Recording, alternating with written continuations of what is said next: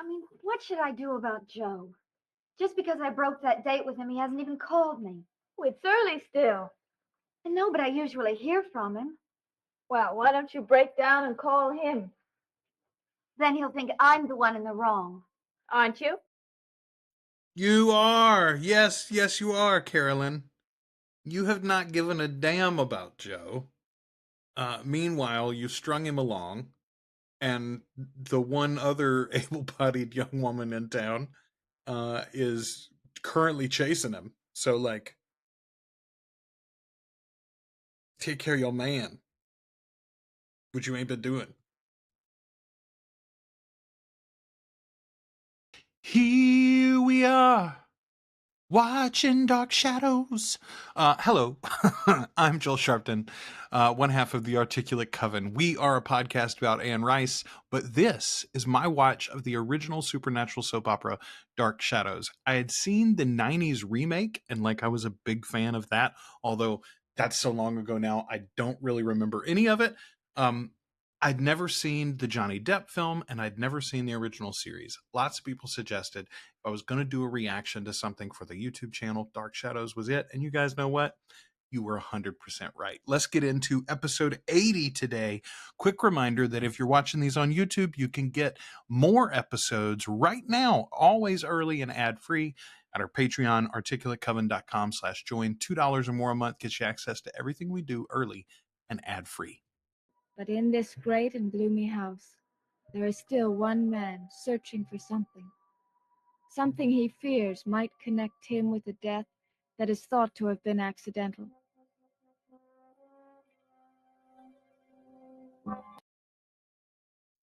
Okay. In this moment, that diary entry really does not make sense.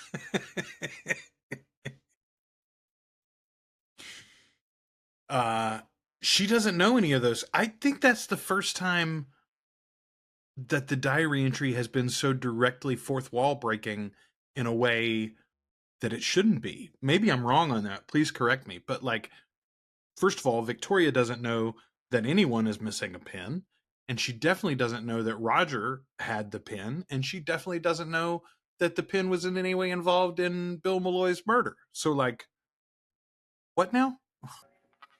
I gotta change my jacket. No, I didn't.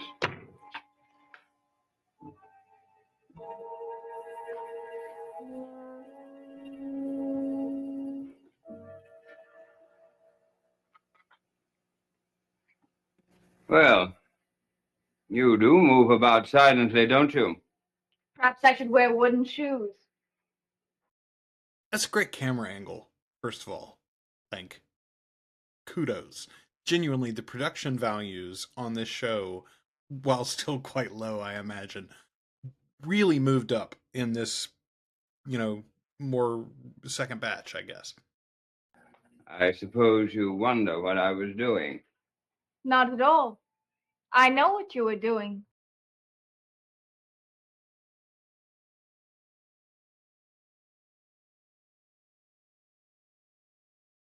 All right, that's a good cold open. Does she know what he was doing? I mean, I don't think she does. I don't know how that would make sense for the show at all. I'm very excited to see where this is going. Episode 80 has started off with a kick. Just what do you think I was doing? You were practicing a new dance step. Oh. Well, unfortunately not. She does not know what he was doing. Her on here because I dislike having strangers around the house. Well, not so very long ago, I was a stranger myself. Well, but you see, that's quite different. You have come from out of town without any local connections. If we bring Mrs. Johnson here, I'm sure she will want to have all of her friends coming here, and I think the place will be flooded with local curiosity seekers. What friends? Miss Johnson doesn't have any friends. And again, there are maybe 15 total human beings ever sighted in town. So, let's give it up a little bit on the townsfolk. I see. All right, then. If you are satisfied, and if Carolyn's satisfied, and David is satisfied, and Vicky is satisfied, then I suppose I have nothing to complain about. No, you haven't. Let's just all remember he's living on his sister's dime. When somebody pays your bills, you don't get to complain that much about their advice. Well, since you're so concerned about my son's choice of companions, how is it that he's gotten so chummy with Burke Devlin?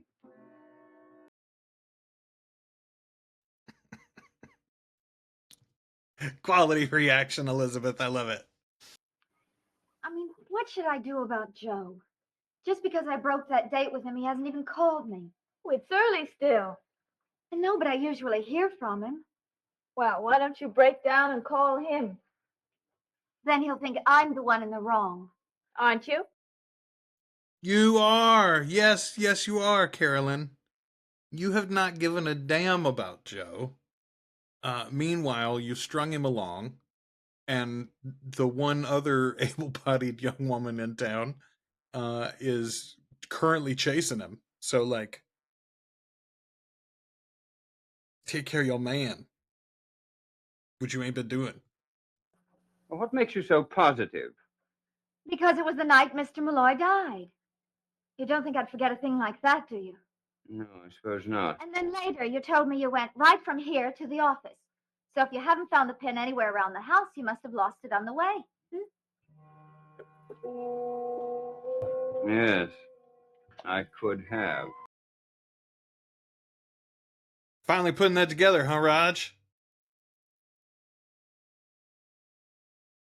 Another outside shot. I mean, genuinely, where did this money come from? And I said earlier in this episode, I said in this second batch, this isn't really the second batch of episodes.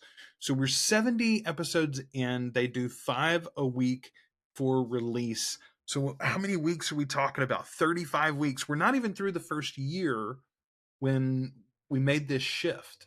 But I mean, I guess that's about the time that it would have been renewed, maybe? I don't know. Anyway, it is interesting that it is so noticeable, the shift, and it happened from the 60s to the 70s.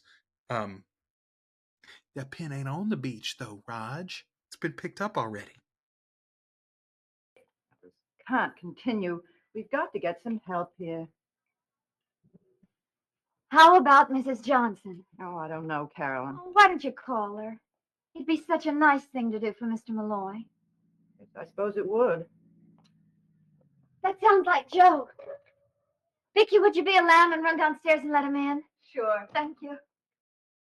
Well, that answers the question of who's going to be our 5th player for this episode. I am a Joe Haskell fan. Good. You know, she might not understand about me dancing with Maggie there. Well, I haven't said anything to her, and I promise you I won't.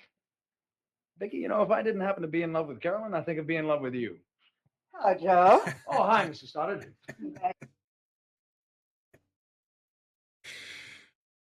First of all, Joe did not notice the goo-goo eyes, apparently, that Maggie was making. Or at least he's not letting on that he did. Also, he does know what side his bread is buttered on. If he can marry Carolyn, that's the play, right? Because then he's got the stability of the Collins family, and you know his business interests can flourish. And also, he happens to be in love with her, flighty though she may be. But yeah, he's right. Vicky is just a saint all the way around. If you go into the drawing room, I want to talk to you. Oh, sure. I'll tell Carolyn she needn't hurry. Thanks.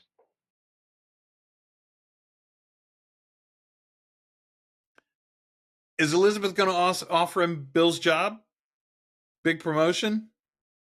Does Carolyn know about last night? Not if you haven't told her. That sounds like a slight reprimand to me. Try and be nice to him.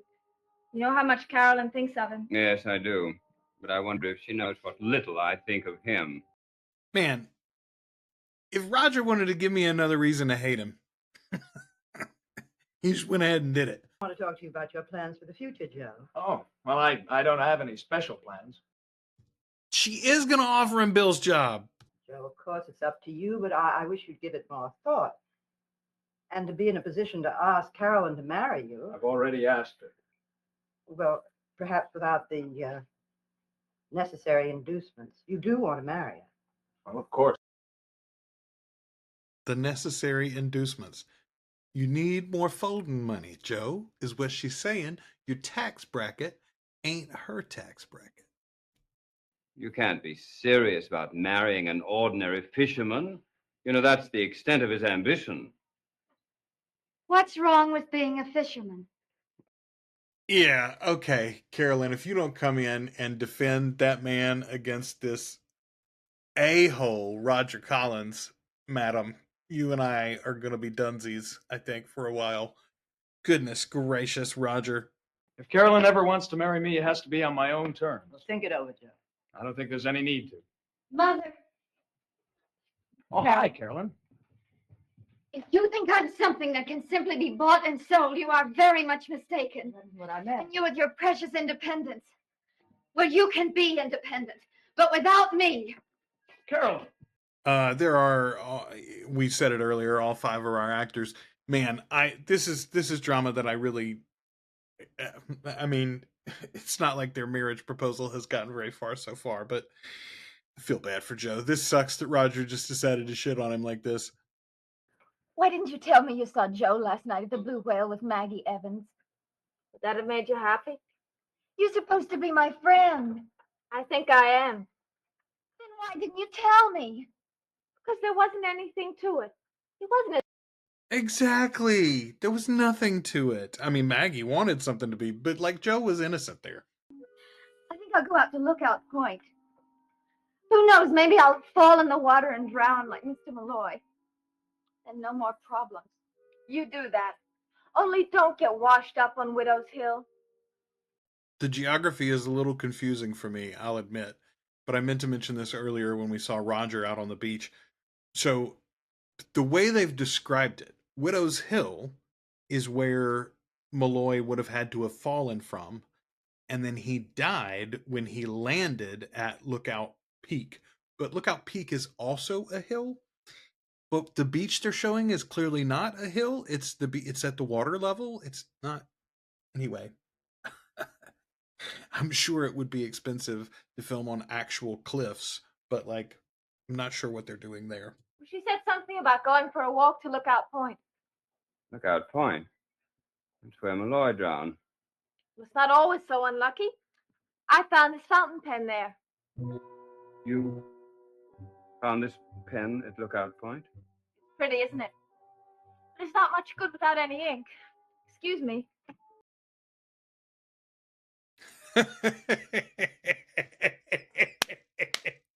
Excellent end to the episode. That was fun. Also, I had not noticed the pen. We've been drawing attention to the fact that she was writing. One assumes she was writing her journal, by the way. But yeah, I had not noticed that it was the pen in question. Excellent finish to this little run. Congratulations on making it to episode 80 with me. 20 away from episode 100. Just 132 away from Barnabas. We'll be there before you know it. Thanks for watching these. Thanks for supporting us. Those of you that have become a patron, if you are not already and you're watching these on YouTube, you can get them early and ad-free, $2 or more a month at articulatecoven.com/join. Folks, check it out. Thank you. Again, thank you to everybody.